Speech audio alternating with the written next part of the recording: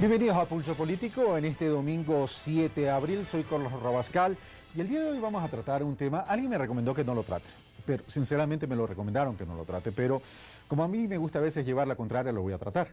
Y lo voy a tratar porque es un tema que tiene que ver con la estructura de la sociedad y tiene que ver del comportamiento de la ciudadanía y en especial de los hombres en el Ecuador. Y el tema de hoy que vamos a tratar tiene que ver con algo que hoy se conoce como el femicidio. Y digo que hoy se conoce como el femicidio porque lo que está sucediendo el día de hoy no es nada nuevo, realmente siempre ha existido, pero hoy se lo está visibilizando aún más. Y para tratar este tema tan delicado, tan trágico y tan traumático, hemos invitado a las siguientes personalidades a efectos de que con ellos poderlo analizar y tratar de buscar soluciones o propuestas que estén orientadas a neutralizar este mal que se ha presentado, no solo en el Ecuador, por cierto, en Latinoamérica y en el mundo. Veamos quiénes son nuestros invitados. Rocío Rosero, activista feminista en Ecuador y América Latina, presidenta Acción Ciudadana por la Democracia y Desarrollo, directora de la Coalición contra Tráfico de Mujeres y Niñas de América Latina y Caribe en Ecuador. Fernando Carrión, máster en Desarrollo Urbano Regional, experto en seguridad ciudadana, coordinador programa de estudios de la ciudad de Flaxo, Ecuador. Nadia Donado Nibus, doctora en psicología clínica, máster en salud mental y conductas adictivas, directora ejecutiva de Fundación Ser Humano. Ramiro García, abogado y doctor en jurisprudencia, máster en Derecho Penal, máster en Ciencias Penales y Criminológicas.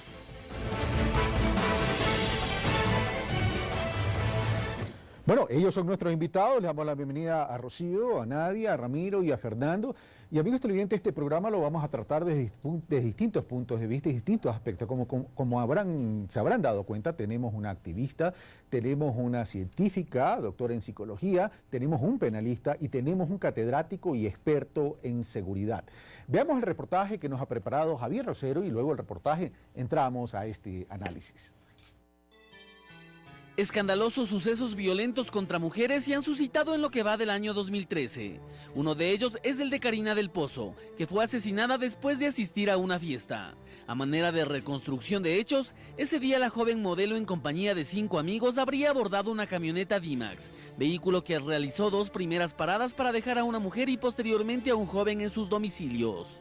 Desde el momento en que supimos de este tema de Karina, de la desaparición de Karina, siempre tuvimos una pista que eran estos individuos. En el automotor quedaron 3 personas de sexo masculino y Karina, quienes según sus propias declaraciones se dirigieron hasta un mirador desolado ubicado en el sector de Llano Chico. Presuntamente Del Pozo iba siendo ultrajada por la persona que se encontraba en la parte posterior. Finalmente, tras la frase de uno de los detenidos, ¿quieren ver cómo se mata a una prostituta?, la joven modelo quiteña fue estrangulada y asesinada con un contundente golpe en su cabeza. Actualmente la Fiscalía espera la judicialización de resultados de los exámenes de ADN para determinar si la joven fue violada. Que nos compromete tanto al Estado como a la sociedad civil a dejar de ser indolentes, sino ser solidarios, ser sensibles. El asesinato de Karina del Pozo está perpetrado, pero ¿se ha preguntado usted cómo era la vida de las personas que presuntamente cometieron el ilícito y cuáles son sus antecedentes? Según un análisis psicológico realizado por expertos de programas educativos, psicología y salud, la motivación para una violación y crimen es demostrar poder y control absoluto sobre la persona.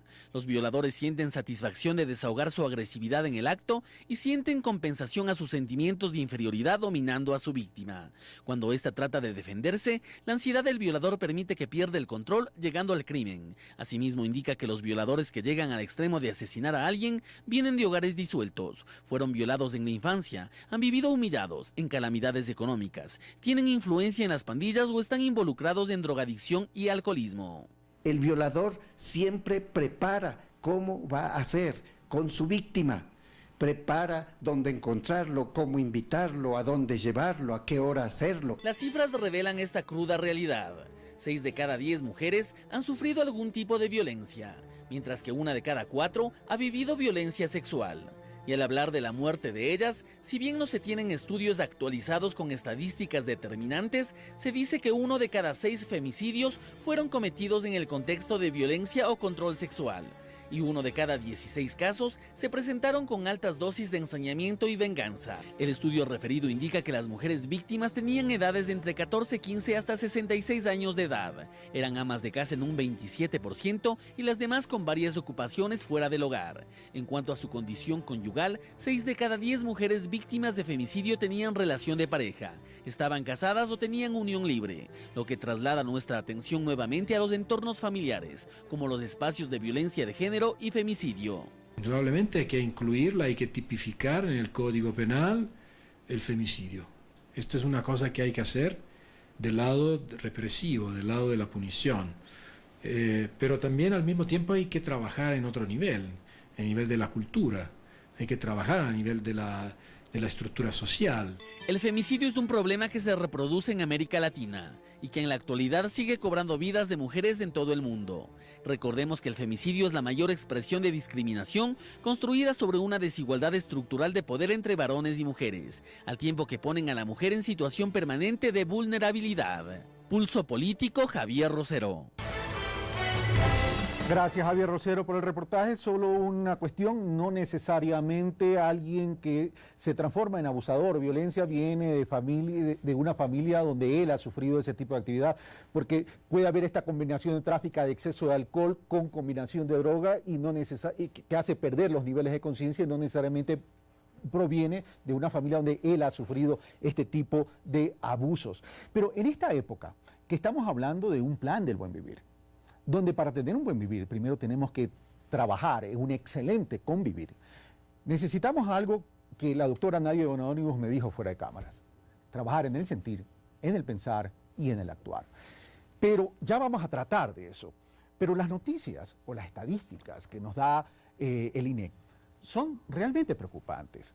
En Ecuador, 6 de cada 10 mujeres han vivido algún tipo de violencia de género, es decir, un 60.60% de la población femenina a nivel nacional, 61.4% a nivel urbano y 58.7% a nivel rural.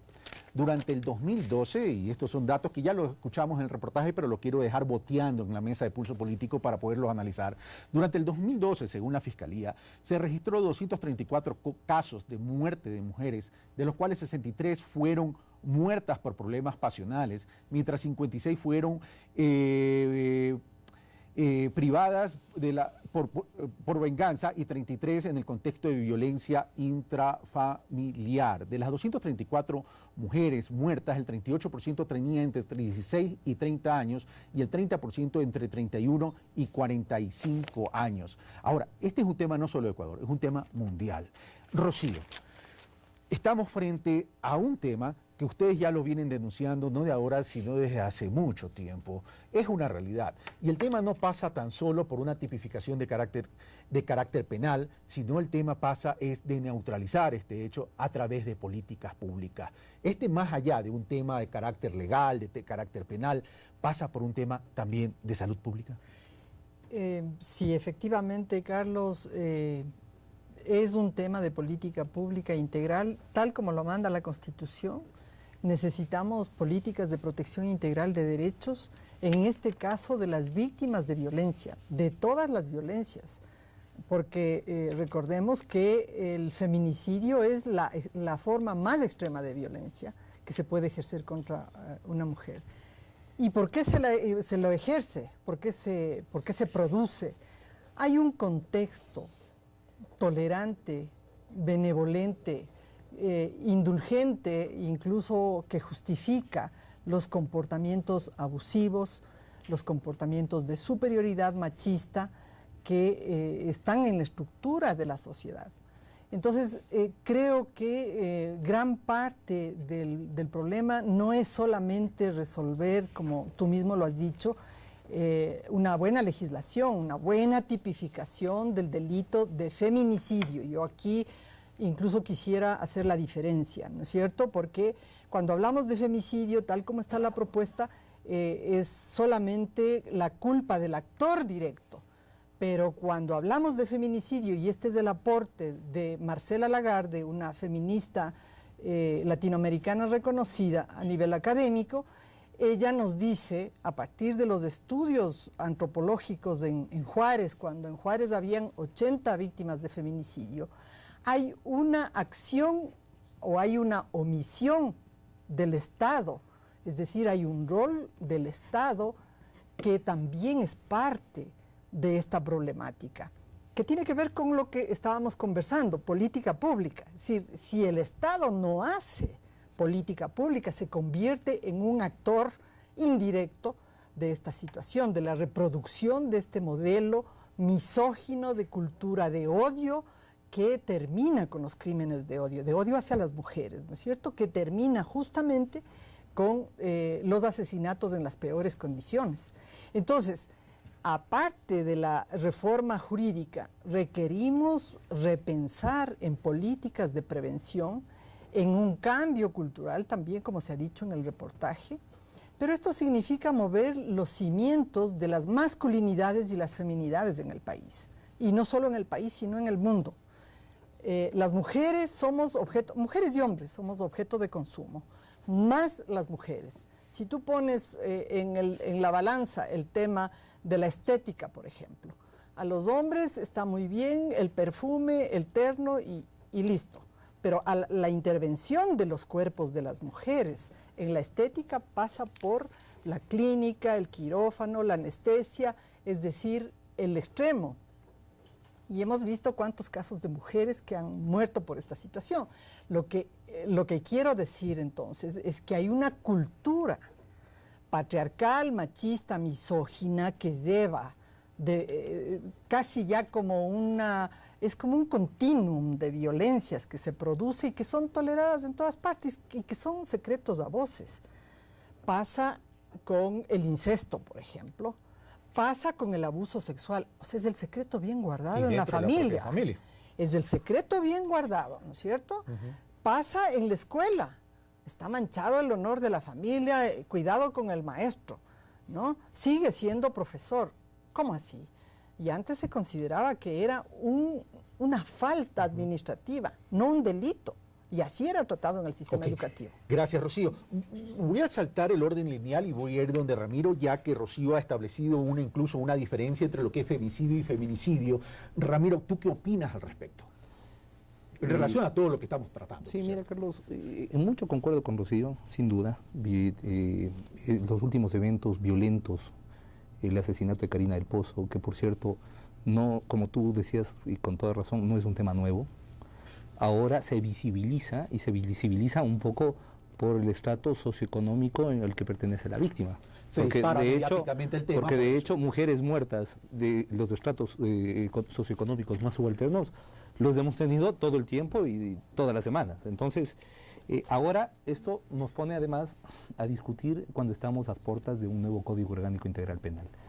Y sí, nos muestra la cara más fea de una sociedad machista, una sociedad que termina inclusive, en algunos casos, responsabilizando a la propia víctima del delito del que ha sido objeto.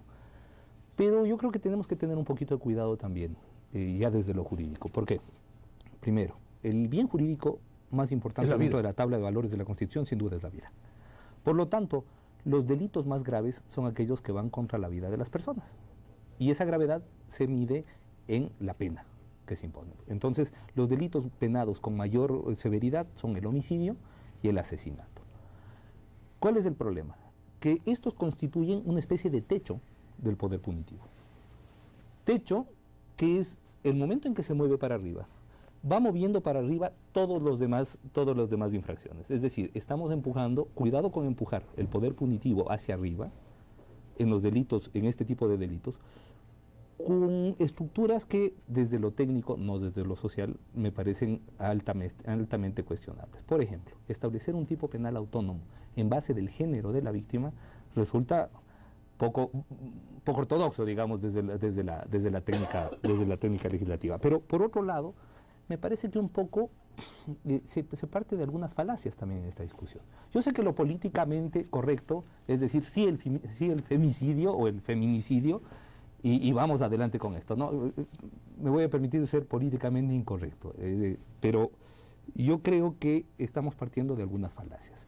Existe evidentemente una estructura violenta de la cual la mujer es víctima, sí, es verdad. Pero no solamente la mujer. O sea, hay que decirlo, más de 10 víctimas de muertes violentas, 6 o 7 son varones.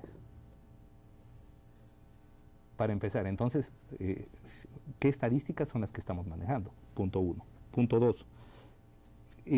Se está partiendo de la falacia de femicidio versus impunidad.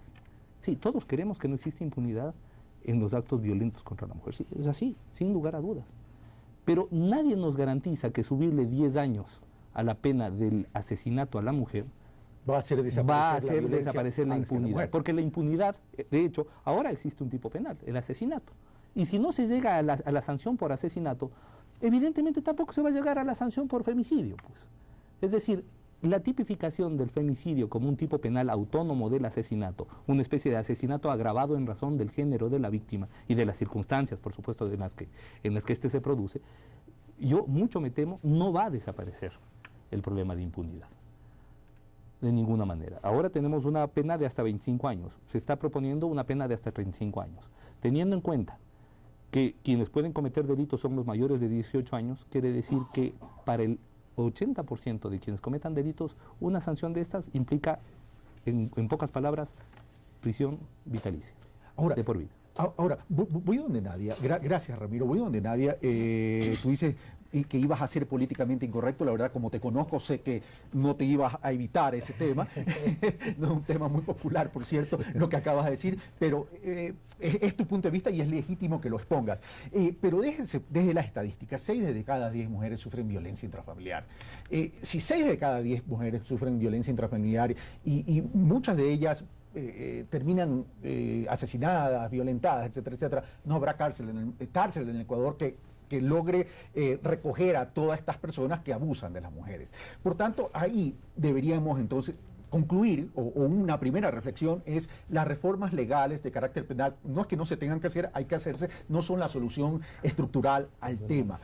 Y vamos al tema de políticas públicas. Y en esas políticas públicas, Rocío ha mencionado prevención, cambio cultural, y hay un tercer punto que es la reforma legal que ha mencionado Ramiro García. Pero desde el punto de vista de prevención, siendo salud pública, tiene que ver también con educación para generar y formación, para generar cambio en comportamiento cultural, y el otro tema tiene que ver con atención a la víctima como también al agresor. Nadie. Bueno, gracias, Carlos. Prevenir, cambiar, atender son palabras maravillosas, y yo diría que la palabra también es castigar, porque todos en la vida se ve también, es un poco en la óptica, que si yo voy en contra de algunas normas de respeto y de amor también que tenemos que tener dentro de la reciprocidad de los diferentes géneros, tenemos también que castigar. Pero yo respecto a esto lo dejo a ello, puedo expresar, digamos, algo al especialista, pero después sí expresaré también algo respecto a esto. Pero da un punto de vista de lo que es la cultura del abuso, la cultura del homicidio, la cultura del acoso, la cultura realmente de quitar a nosotros como mujeres, y digo a nosotros como mujeres, yo soy una profesional, madre, mujer, y quiero hacer respetar hoy día esto bagaje histórico que nosotros tenemos, sobre las cuales me permito de decir que la evolución cultural, espiritual, biológica de la mujer no ha ido en el mismo camino de lo del hombre, porque las mujeres, agradeciendo, como se dice, al universo, a Dios y a nuestra estructura, hemos con el tiempo desarrollado ciertas habilidades que por un cierto aspecto nos han ayudado a evolucionar.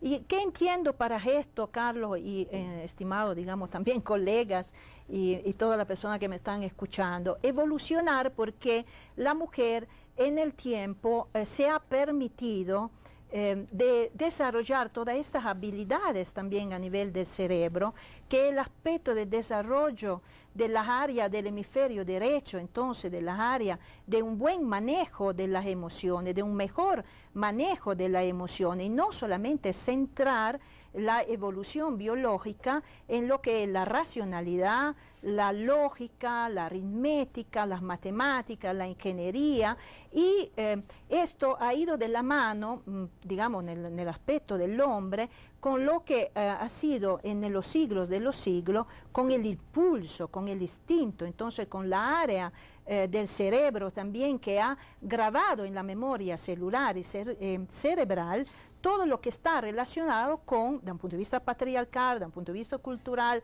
de un punto de vista de poder, disculpa, Carlos, de un punto de vista también de yo tengo que poseer a alguien que a un cierto momento me puede decir no. La mujer ha evolucionado porque puede aceptar que un hombre le diga, ¿sabes qué? No te amo, ¿sí? Y encuentra otra estrategia mucho más sabia, mucho más armónica para esto, que le costaron muchísimo en los siglos de los siglos. El hombre, lamentablemente, llega a la acción, llega al impulso, porque da un punto de vista neurocientífico, da un punto de vista cultural, no ha ido un poco de la mano con el desarrollo de otras habilidades. Solo una precisión, Nadia, para que continúes y termines tu pensamiento. Esa estructura biológica del hombre, ¿es la que le lleva al comportamiento cultural equivocado, dices tú? Son las dos cosas. Nosotros no podemos olvidar que el ser humano es un ser humano total, es un ser humano cultural, es un ser humano político, es un ser humano biológico, es un ser humano espiritual, es un ser humano psicológico, es un ser humano que lleva dentro de él todo esto. Si nosotros tenemos que hacer política de Estado, de prevención, no podemos de la manera más absoluta empezar a no saber la derecha lo que hace la izquierda. Entonces tenemos que unificar este ser humano y tenemos que permitir que este ser humano pueda a un cierto momento en el transcurso del tiempo desarrollar habilidades culturales, psicológicas, biológicas completamente diferentes, que van de la mano seguramente con toda la impotencia, me permito de decir, que él se ha cargado de un punto de vista de género masculino, porque yo en un cierto momento no quisiera ser hombre, porque imagínense ustedes, si uno para de tener poder y seguridad en sí mismo necesita matar. Al esposo que te dice, ¿sabe qué? Tengo un amante, saco la pistola y te mato. No, tienes un amante, vamos a hablar de esto que pasó en nuestra vida matrimonial. Entonces, en cierto aspecto yo no quisiera ser hombre, porque en realidad hay una cierta dificultad en el manejo de todo esto. Pero después me dará la palabra también para otros aspectos. Va a haber tiempo para darle la palabra. Vamos donde Fernando Carrión. Pero cuando Rocío dice la base de las relaciones se sustentan en quién ostenta el poder, estamos hablando de temas culturales. Fernando, ¿qué opinas? Yo iría un poco más allá de eso, porque si bien, bueno, estoy de acuerdo con Rocío y probablemente ella va a estar de acuerdo conmigo, ese poder asimétrico que existe en la relación de los géneros no proviene exclusivamente de la cultura, proviene, por ejemplo, de la economía. La inserción al mercado laboral de hombres y mujeres es muy distinta, el pago salarial también es diferente, las posibilidades de acceder al patrimonio también son distintas. Entonces, aquí tenemos factores culturales, obviamente, pero factores económicos. Pero también tenemos factores en términos políticos. Si estamos hablando de una asimetría de poder, el poder es fundamentalmente político. Y entonces, obviamente que también ahí tenemos unas causas o condiciones estructurales que conducen a que se expresen con hechos de violencia. Entonces, yo creo que encasillarlo exclusivamente en la cultura es verle solo desde una de las perspectivas. A mí me parece que tiene que ser visto desde varias. Y este hecho nos conduce también a distintos tipos de violencias frente a las mujeres. Por ejemplo, el caso de la violencia física, el caso de la violencia psicológica, el caso de la violencia patrimonial, que hoy día, bueno, con las reformas legales ha cambiado de alguna manera, pero antes, por ejemplo, era el hijo primogénito el que recibía la herencia paterna. Incluso, yo trabajo mucho temas de patrimonio. El otro día me cuestionaba el nombre del patrimonio cultural, porque el patrimonio cultural no es otra cosa, una herencia del padre hacia el hijo. ¿Y por qué no hablar de matrimonio? Que viene de la madre. Entonces, hay toda una construcción económica, política, etcétera, que termina en hechos de violencia. Ahora, concretamente en el caso del femicidio. El femicidio, en principio, que es la expresión probablemente más violenta, o que tiene el grado de violencia más alto en las relaciones de género, en esta relación asimétrica, nace en América Latina, o se expresa, más bien dicho, en América Latina, con mayor fuerza en el caso de Ciudad Juárez. Y ahí es cuando termina visibilizándose este problema que no lo habíamos visto. Por eso es lo que yo creo que cuando nosotros tipificamos un hecho delictivo, lo que hacemos también es visibilizarlo. No solo que se penaliza, sino que se visibiliza. Pongo un ejemplo adicional, el sicariato. En el Ecuador nosotros no tenemos sicariato porque no está tipificado. Y entonces es muy difícil entender la lógica del sicariato y establecer políticas frente al sicariato porque no tenemos estadística. Porque para qué estadística tiene que estar tipificado. En el caso de las mujeres, del femicidio, no sabemos cuántas mujeres mueren por razones de género. Y entonces, ¿qué política podemos plantear? No sabemos la magnitud, no sabemos las características. Ahora, por razones que hemos visto, probablemente de estos dos últimos casos, el de Karina del Pozo y Leslie Rosero, empezamos a socializar la información y empezamos a conocer una serie de lógicas que no estaban presentes en el imaginario nuestro. Que tampoco van a estar tampoco va a estar en la estadística porque va a aparecer como asesinato. Pero como asesinato no podemos discernir entre el asesinato que tú mismo decías al hombre, que básicamente el asesinato no es otra cosa más que premeditación y alevosía. En el caso de las mujeres estaban ahí adentro, pero eran 10%, 20%, 30% y no se sabía. Entonces, ¿cómo se puede hacer políticas? Entonces, yo creo que una de las cosas importantes de la tipificación es no solo la pena, que me parece incluso eso es a cierto punto secundario, sino visibilizar, me parece que eso es muy importante. En segundo lugar, entenderlo. Para entenderlo, porque si no lo visibilizas, ¿cómo lo entiendes?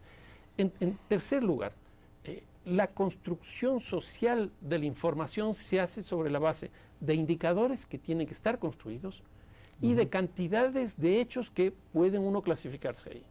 Y entonces, si nosotros no tipificamos, obviamente que no vamos a ver esa realidad y no vamos a tener cómo hacer política frente a eso. Gracias, Fernando. Momento de una primera pausa y regresamos con más de Pulso Político.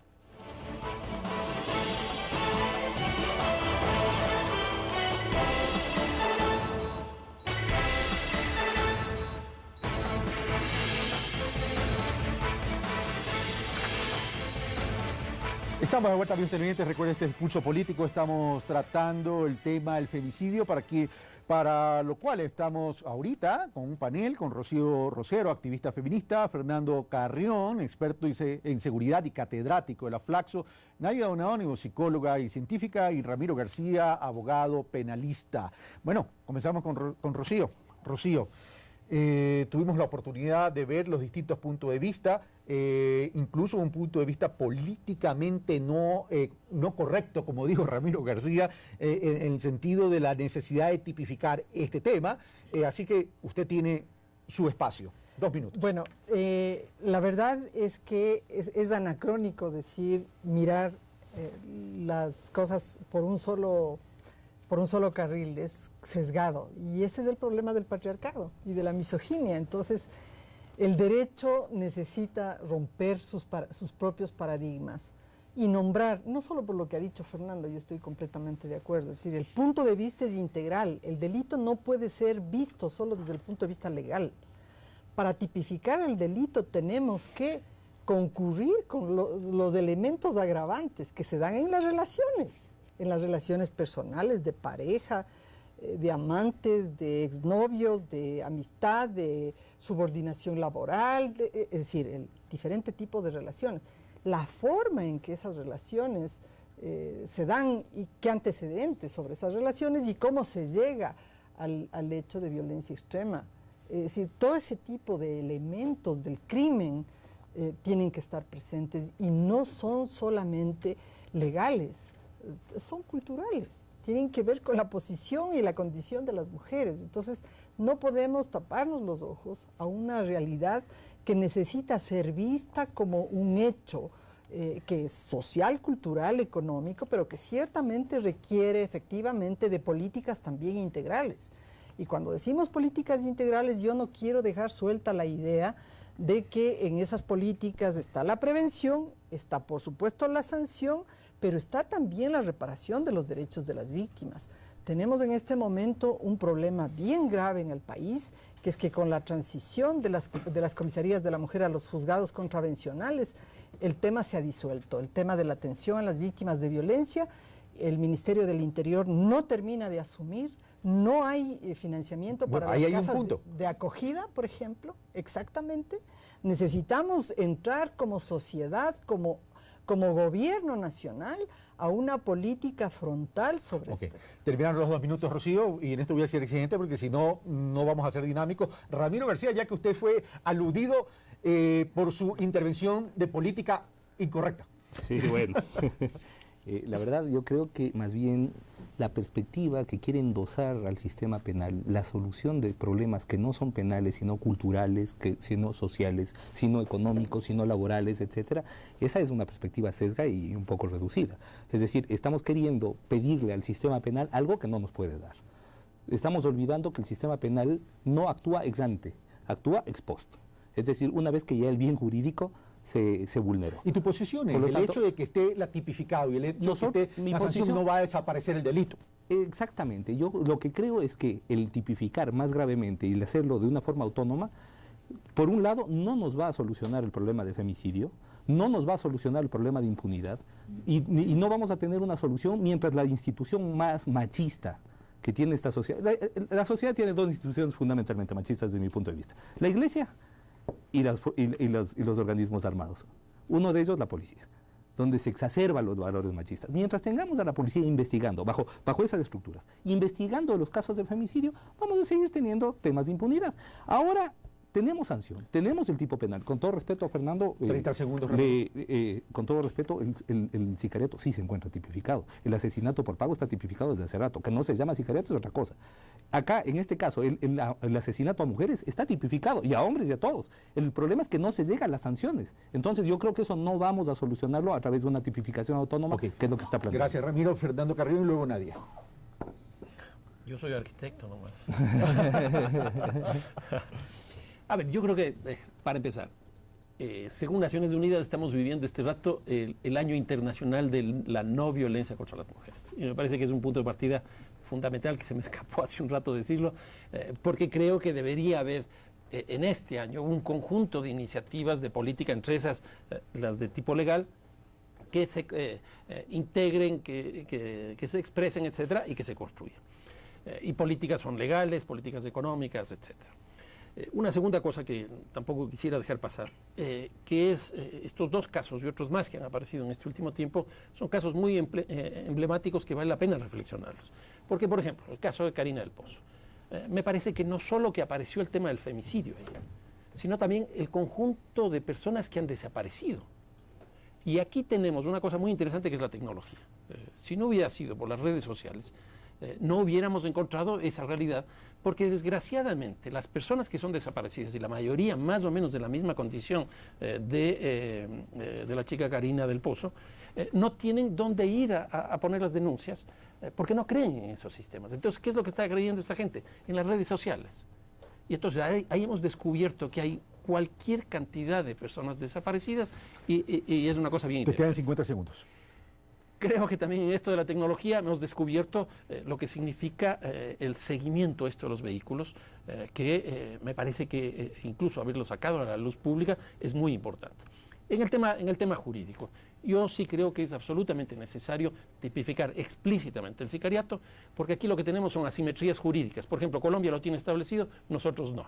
Y entonces esto hace que por esas asimetrías jurídicas se establezcan también asimetrías donde se cometen los hechos delictivos. En el caso del sicariato hablas, pero también la necesidad de tipificar el femicidio. Sin duda el femicidio también, por las razones que decía hace un rato. Y entonces esto nos debería llevar, y en el caso del femicidio explícitamente, a tener incluso algo así como códigos penales mínimos internacionales.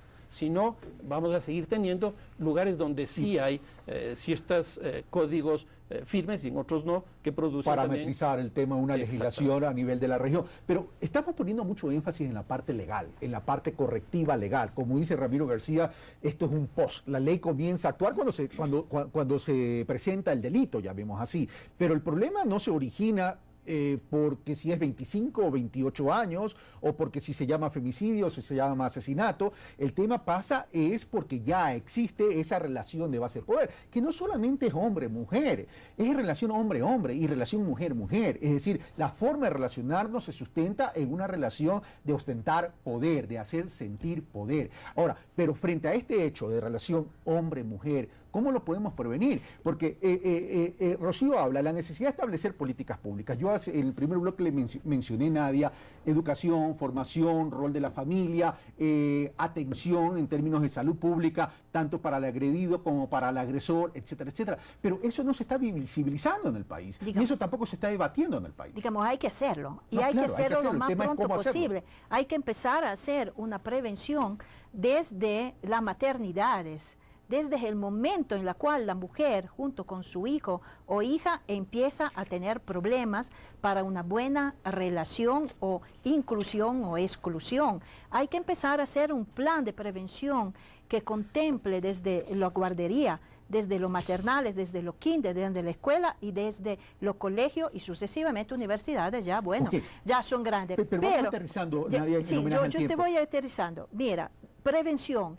Hay que trabajar muchísimo en lo que es el desarrollo de la inteligencia emocional, capacidad empática, tolerancia, trabajo en grupo, valores, trascendencia, espiritualidad. Dejamos aparte el tema religión, que eso no es el caso, cada uno, digamos, en su vida haga lo que quiere respecto a la religión, ¿correcto? Pero espiritualidad sí, porque si el ser humano no empieza a subir todo lo que son los instintos a algo que es más trascendente y nos va hacia una cultura de paz y de tolerancia, ¿de qué podemos hablar de código o de qué política de Estado podemos hablar? La atención, centros de acogida para la mujer, fortalecimiento a la personalidad de la mujer. Hay que trabajar fuertísimo en esto. Te voy a parar un momento para precisar. Es decir, Rocío hablaba de que con las comisarías esto un poco se diluyó, después cuando ahí necesitamos ser mucho más eficientes, porque la comisaría termina siendo comisaría, no, sí, no claro. termina siendo un centro de atención. Claro, termina siendo problema de la droga,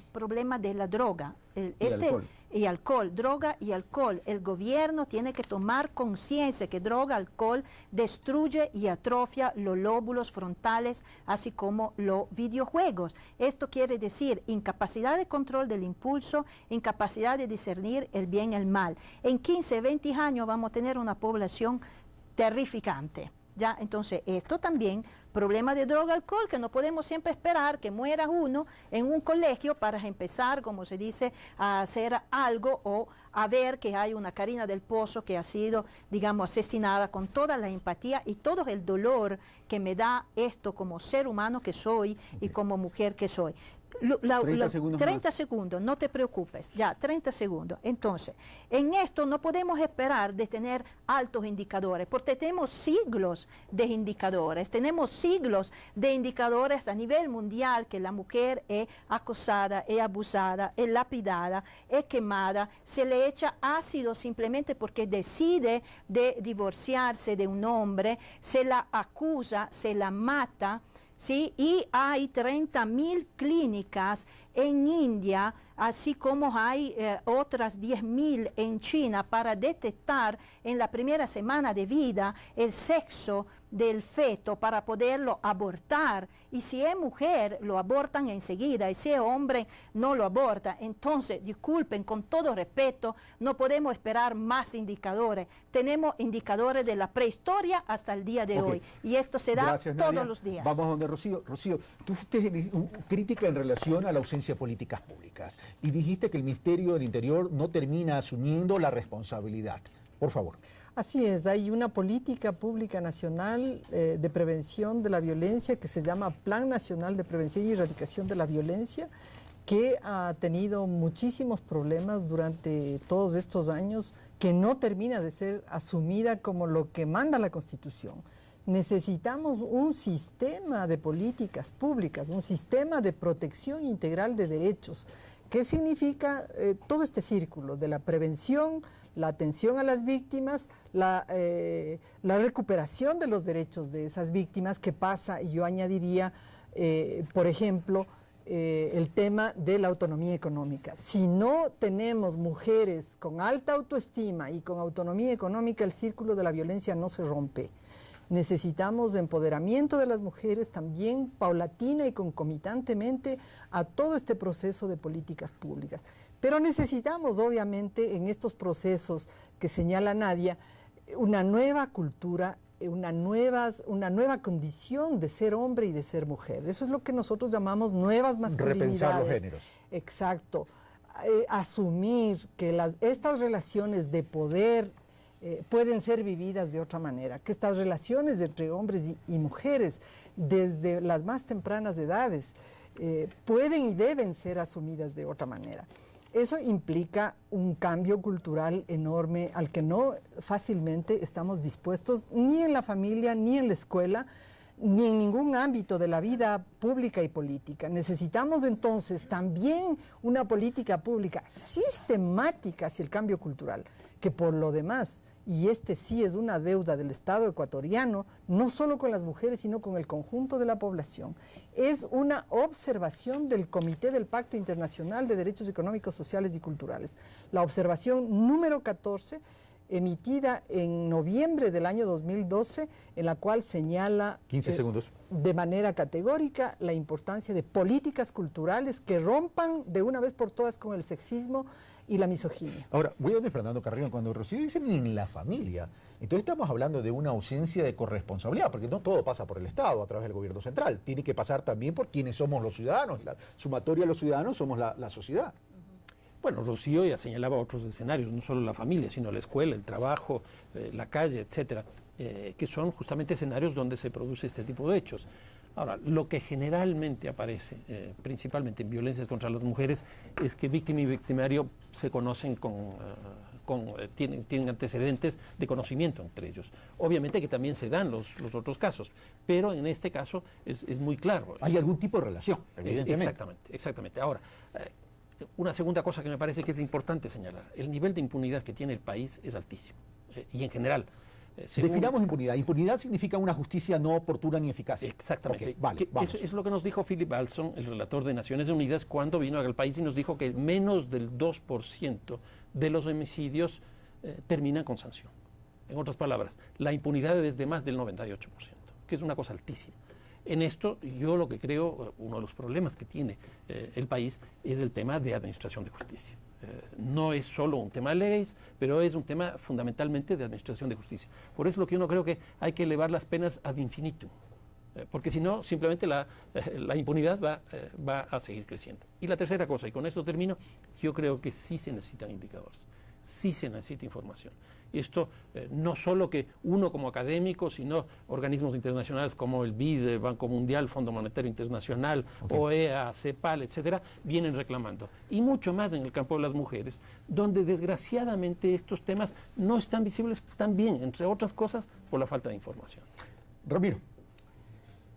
De acuerdo en la mayor parte con lo que dije, con lo que acaba de decir Fernando, de hecho hay un problema de impunidad, pero el problema de impunidad es sobre todo un problema de investigación y procesamiento. No es un problema de tipos penales autónomos. Es decir, el subir de 25 a 35 años la pena no nos soluciona en absoluto el problema de impunidad. Eso por un lado. Es verdad que la sociedad tiene que dar una respuesta frente a estructuras violentas. Sí, y la mujer ha sido destinataria tradicional de esas estructuras violentas. Pero creo que es un error considerar al sistema penal como la columna vertebral de esas respuestas. ¿Y esa respuesta estructural de la sociedad cuál debería ser? Tiene que ir por la vía de la educación, por la vía cultural, por la vía social, por la vía económica, por la vía laboral, por una cantidad de vías. Pero el pensar en la vía penal como la solución es endosar al sistema penal algo que no nos puede dar. Es decir, pedirle algo que definitivamente no nos puede brindar. Es como cuando se pide seguridad. El sistema penal no da seguridad. Actúa ya cuando el delito se cometió. No se puede pedirle seguridad al sistema penal. Pero aquí tendríamos dos problemas entonces. Uno, la respuesta de la sociedad a temas estructurales y otros al tema de impunidad. Con un adicional, ¿cuál es el destinatario del poder punitivo? Vamos a cualquier cárcel y vamos a ver que el 98% de los que están adentro pertenecen todos a un solo grupo socioeconómico, el más subalterno. Y vamos a ver además que los que están adentro no están tanto por lo que hicieron, sino que lo hicieron mal. Porque si lo hubieran hecho bien, no estarían ahí, no estarían presos. Es decir, no solo estamos metiendo presos a los más pobres, sino también un poco a los más tontos. Así, capaces de obras tan burdas que hasta un policía se da cuenta. Entonces, ojo, eso también tenemos que darnos cuenta. ¿Quiénes van a ser los destinatarios de esta ampliación del poder punitivo? Y hasta dónde vamos a eliminar estas estructuras violentas por la vía de una mayor pena. Gracias, Ramiro. Nadia, su turno. Tenemos tenemos que ir hacia una cultura de la no violencia. Yo agradezco mucho a la ONU que haya declarado, digamos, el año de la no violencia a la mujer, y estoy bien convencida de esto porque soy no solamente científica, sino que militante también de los derechos humanos, creo, desde antes de nacer todavía, ¿verdad? Entonces, esa cultura de la no violencia nosotros la podemos construir solamente si en realidad involucramos la familia, los ministerios que están relacionados con la educación y esto buen vivir, que como te decía antes, no puede ser un buen vivir si no hay un buen sentir. Si yo no puedo sentir el dolor ajeno, entrar en empatía, ser tolerante, y no puedo de consecuencia tener buenos pensamientos, mis pensamientos serán solamente destructivos y la actuación será un delito, un acoso físico, verbal, psicológico, lo que sea. Entonces esa coherencia tenemos que buscarla dentro de la sociedad, donde dentro de la sociedad y de las políticas hay todo. ¿Sí? Hay todo, hay la justicia, hay los municipios, hay los gobiernos, hay la escuela, hay la familia, hay también, como se dice, todo lo que son los líderes variables, estamos todos. Nadie se puede tirar por atrás respecto a esto. La no violencia pasa también a través de un buen plan de nutrición, porque lo hemos visto desde un punto de vista científico, que la nutrición, todos son los colorantes, la falta de algunos enzimas y oligoelementos está desencadenando toda una serie de actitudes agresivas que precedentemente había, pero había en un nivel inferior respecto, por ejemplo, a la infancia y adolescencia. El factor 20 segundos. Comunicación, no te preocupes, comunicación, televisión, telenovelas y todo lo que es la imagen de la relación hombre-mujer entre el ser seducida y el seducir o el obtener para poder, digamos, estar bien, tiene que pasar a través de la seducción y sumisión. Entonces, si la Revolución Francesa rompió el esquema de un cierto tipo de esclavitud, en Estados Unidos la esclavitud de las razas, el feminismo rompió la esclavitud de la mujer y no hay dudas alguna, hacia esto tenemos que ir. Medio segundo, la impunidad es a nivel mundial, no es solamente ecuatoriana. Hacia la mujer. Lo que lo hace más grave. Y eso más grave, me hace, porque no es ningún consuelo me da más dolor. Claro. Vamos. Pero el relator de Naciones Unidas dijo que no había visto en ningún otro país del mundo el nivel de impunidad tan alto de impunidad como el del Ecuador. Ya de Está forma bien. focalizada en el Ecuador. Okay. Está bien. Vamos donde Rocío. A ver, yo quisiera compartir algunos indicadores porque este es un tema tremendamente importante y para mí sí son importantes los indicadores y a lo mejor se quedan cortos porque hay muchas denuncias que no se llegan a realizar, claro, porque nos ayuda a comprender, entender y a tomar correctivos necesarios. Pero violencia de género contra las mujeres por cualquier persona, hablemos. 1 de cada 4 mujeres ha vivido violencia sexual.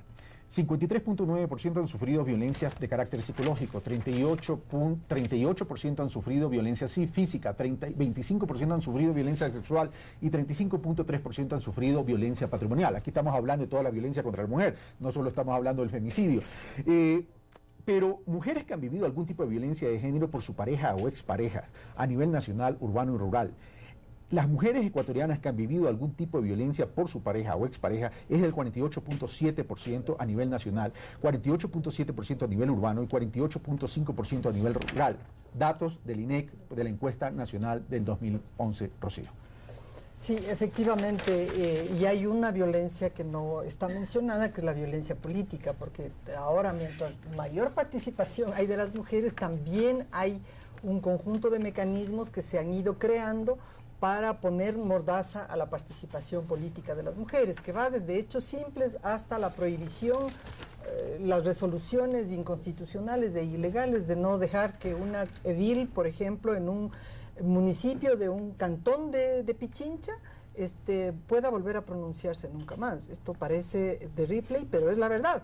Esa es también una forma de violencia concreta. Yo quiero retomar los planteamientos que hemos hecho desde el movimiento de mujeres. Nosotras, con esta preocupación frente a esas cifras, hemos propuesto que en el nuevo Código Orgánico Integral Penal, concomitantemente a la tipificación del femicidio, a la mejora de tipos que tienen que ver con violencia sexual, de los tipos penales que tienen que ver con violencia sexual, debe mantenerse y mejorarse la ley especial de violencia contra la mujer, la ley 103.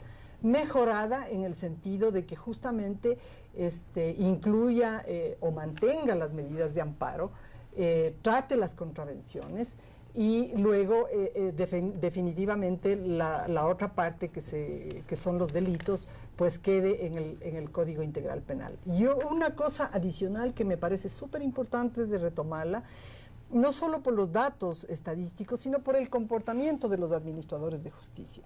Si no les damos a los administradores de justicia la descripción de las circunstancias agravantes del crimen de odio en contra de las mujeres, difícilmente actúan.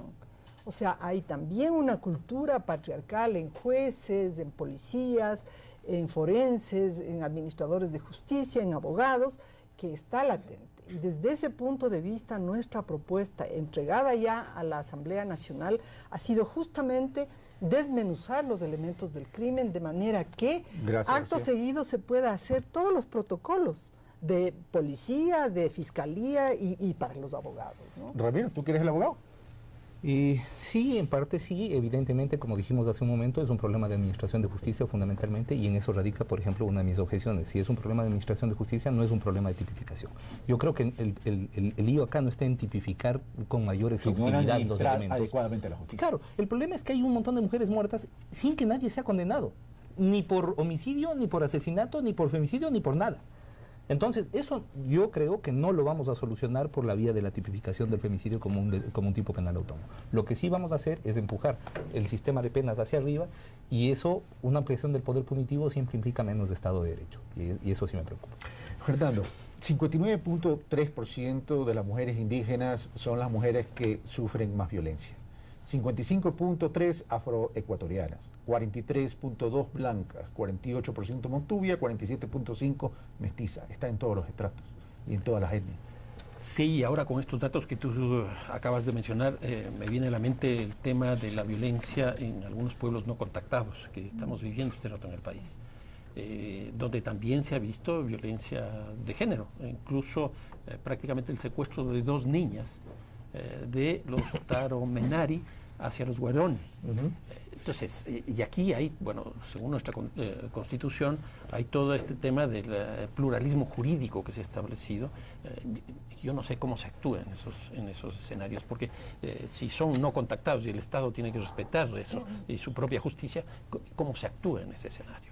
Los datos que tú estás diciendo, bueno, son parte de la pluralidad de nuestro país y que pueden acogerse en algunos casos, me imagino, a la justicia ordinaria y en el otro a la justicia indígena.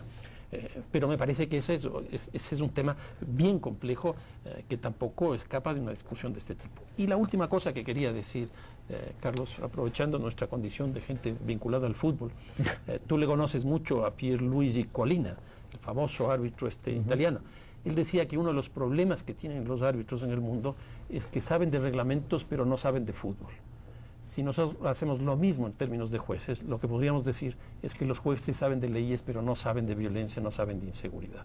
Y me parece que ahí hay un tema que habría que trabajar, porque los jueces saben el artículo tal, pero no saben el contexto sobre el cual están actuando. Y ahí la tan esperada escuela judicial que se debe hacer. Es un tema de educación, por supuesto, es un tema de educación de los jueces. Es imprescindible educar jueces, pero no solamente jueces, fiscales, policía. El primer órgano estatal que se acerca al delito no es el juez ni el fiscal, es el policía, es el que recaba los cuerpos, es el que recaba las estructuras investigativas, ahí que la los elementos de conexión tiene que ser parte de la fiscalía. Pero por supuesto, lo que pasa es que este no es solamente un tema, o sea, la investigación se nos plantea como un tema de simple recolección de objetos, y no es así. Hay una segregación, hay una discriminación de quien investiga, de qué recojo, qué no recojo, qué para mí es delito y qué no. Entonces, en eso tenemos que entender de que mientras los órganos estatales no tengan una reestructura educativa, vamos a seguir teniendo los márgenes de impunidad inaceptables que Gracias, Ramiro. Ya estamos terminando. Nadia y luego Rocío para las conclusiones. Sí, mira, bueno, primera cosa quería hacer aclarecer, digamos, algo. No es que yo no esté de acuerdo con los indicadores, no quiero ser, digamos, desde un punto de vista de planificación hay que tener estadística e indicadores, no hay duda, no quiero ser mal interpretada. Lo que yo quería decir que ya, como se dice, tenemos también que actuar.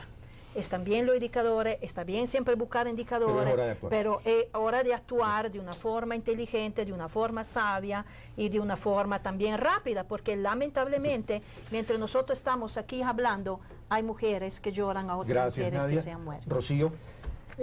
Sí, es hora de actuar y yo diría que debemos ir hacia el desarrollo de una cultura de cero tolerancia. Contra la violencia. Contra la violencia hacia la mujer. Esta cultura de no violencia es eso, es cómo nos relacionamos con respeto. Y eso implica desde el primer actor de esta sociedad. O sea, el Estado ecuatoriano tiene la obligación de actuar. Gracias, Rocío, gracias, Nadia, gracias, Ramiro, gracias, Fernando, gracias, amigos televidentes. Un tema real, dramático, que tenemos que actuar. Es momento de actuar. No todo pasa por la legislación, hay que trabajar en la legislación. Pasa también por políticas públicas de prevención, políticas de educación, políticas de salud y, por cierto, la forma como nos relacionamos. ¿Somos en el Ecuador una sociedad violenta? Se los dejo a ustedes, amigos televidentes, para que respondan. Este fue Pulso Político. Soy Carlos Rabascal. Yo los espero el próximo domingo.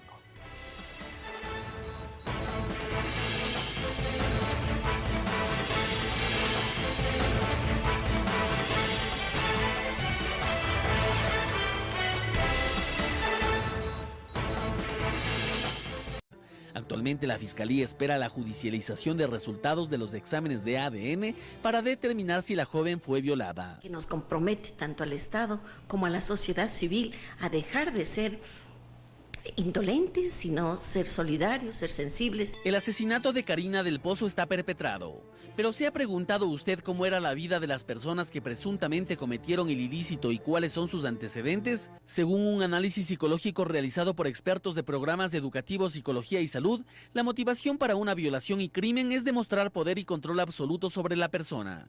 Los violadores sienten satisfacción de desahogar su agresividad en el acto y sienten compensación a sus sentimientos de inferioridad dominando a su víctima. Cuando ésta trata de defenderse, la ansiedad del violador permite que pierda el control, llegando al crimen. Asimismo, indica que los violadores que llegan al extremo de asesinar a alguien vienen de hogares disueltos, fueron violados en la infancia, han vivido humillados, en calamidades económicas, tienen influencia en las pandillas o están involucrados en drogadicción y alcoholismo. El violador siempre prepara cómo va a hacer con su víctima. Prepara dónde encontrarlo, cómo invitarlo, a dónde llevarlo, a qué hora hacerlo. Las cifras revelan esta cruda realidad. 6 de cada 10 mujeres han sufrido algún tipo de violencia, mientras que 1 de cada 4 ha vivido violencia sexual. Y al hablar de la muerte de ellas, si bien no se tienen estudios actualizados con estadísticas determinantes, se dice que 1 de cada 6 femicidios fueron cometidos en el contexto de violencia o control sexual. Y 1 de cada 16 casos se presentaron con altas dosis de ensañamiento y venganza. El estudio referido indica que las mujeres víctimas tenían edades de entre 14, 15 hasta 66 años de edad. Eran amas de casa en un 27% y las demás con varias ocupaciones fuera del hogar. En cuanto a su condición conyugal, 6 de cada 10 mujeres víctimas de femicidio tenían relación de pareja, estaban casadas o tenían unión libre, lo que traslada nuestra atención nuevamente a los entornos familiares, como los espacios de violencia de género y femicidio. Indudablemente hay que incluirla, hay que tipificar en el Código Penal el femicidio. Esto es una cosa que hay que hacer del lado represivo, del lado de la punición. Pero también al mismo tiempo hay que trabajar en otro nivel, el nivel de la cultura. Hay que trabajar a nivel de la estructura social. No solo en el Ecuador, por cierto, en Latinoamérica y en el mundo. Veamos quiénes son nuestros invitados. Rocío Rosero, activista feminista en Ecuador y América Latina, presidenta Acción Ciudadana por la Democracia y Desarrollo, directora de la Coalición contra Tráfico de Mujeres y Niñas de América Latina y Caribe en Ecuador. Fernando Carrión, máster en Desarrollo Urbano Regional, experto en Seguridad Ciudadana, coordinador Programa de Estudios de la Ciudad de Flaxo, Ecuador. Nadia Donadonibus, doctora en Psicología Clínica, máster en Salud Mental y Conductas Adictivas, directora ejecutiva de Fundación Ser Humano. Ramiro García, abogado y doctor en Jurisprudencia, máster en Derecho Penal, máster en Ciencias Penales y Criminológicas.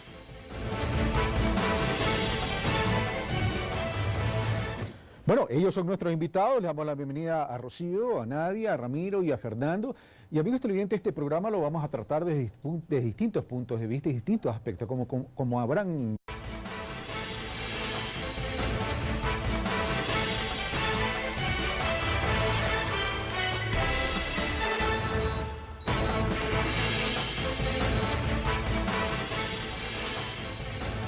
Bienvenidos a Pulso Político en este domingo 7 de abril. Soy Carlos Rabascal y el día de hoy vamos a tratar un tema. Alguien me recomendó que no lo trate, pero sinceramente me lo recomendaron que no lo trate, pero como a mí me gusta a veces llevar la contraria, lo voy a tratar.